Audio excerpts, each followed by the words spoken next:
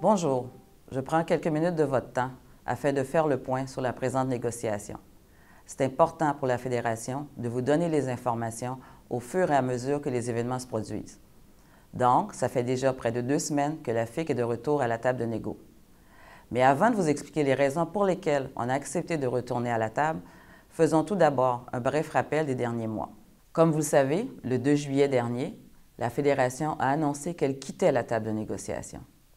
À ce moment-là, le gouvernement niait carrément notre droit de négocier. Il nous imposait comme préalable à la suite des discussions qu'on accepte des ententes de principe conclues avec d'autres organisations syndicales. De plus, cette offre patronale ne contenait aucune proposition pour l'amélioration significative des membres de la FIC. Pire encore, le gouvernement nous offrait des reculs importants. Dans un tel contexte, on n'a pas eu d'autre choix que de quitter la table de négociation. À la mi-juillet, le médiateur a rendu son rapport et c'est sans surprise qu'on a pris connaissance de celui-ci. Un rapport décevant qui ne contenait aucune solution pour tenter de rapprocher les deux parties. Finalement, à la mi-août, Mme Michèle Courchaine est devenue la nouvelle présidente du Conseil du Trésor. Ce changement ne sera pas sans conséquences pour la suite des choses. Au cours des 4 dernières semaines, les membres du comité exécutif ont sillonné les routes du Québec, et ce dans le cadre d'une grande tournée. Plusieurs d'entre vous ont sûrement eu l'occasion de participer aux différentes activités de cette tournée. Ça a permis aux membres du comité exécutif de vous rencontrer, de répondre à vos questions, de partager vos préoccupations en lien avec la présente négociation. Une chose est sûre, vous nous avez confirmé que la décision de quitter la table de négociation en juin dernier était la seule chose à faire. Vous avez été aussi plusieurs à exprimer de la tristesse et de la colère face aux conditions actuelles encore dans lesquelles vous devez exercer votre profession.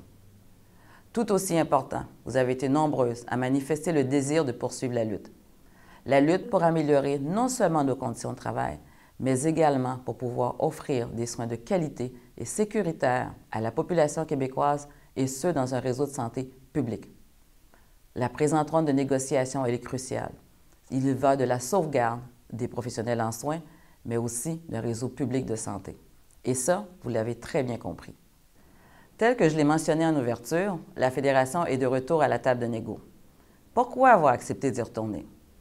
L'arrivée de Mme Michèle Courchaine à la tête du Conseil du Trésor a eu une influence positive.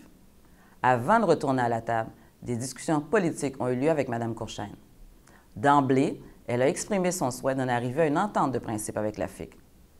Par ailleurs, nous avons obtenu la garantie qu'il n'y avait plus aucun préalable à la discussion. Cet engagement de Mme Courchaine nous laissait croire qu'il était possible de reprendre les discussions de négo. Par la suite, les premiers contacts entre la Fédération et le comité patronal de négociation ont permis à la FIC de présumer qu'on serait dans un réel processus de négociation. En peu de temps, les deux parties se sont entendues sur des sujets qui auraient dû faire l'objet d'accords dès le début de la négociation. Les discussions à la table sont toujours en cours. Pour un suivi, je vous invite à surveiller vos babillards syndicaux, à visiter le site de la FIC ainsi que sa page Facebook.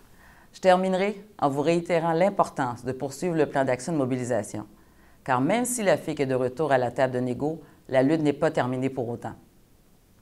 Le gouvernement Charest doit bien comprendre que les professionnels en soins sont déterminés à obtenir de meilleures conditions de travail, et ce, pour leur propre bien-être, mais également pour que la population québécoise puisse recevoir des soins de qualité et sécuritaire, et ce, dans un réseau de santé public.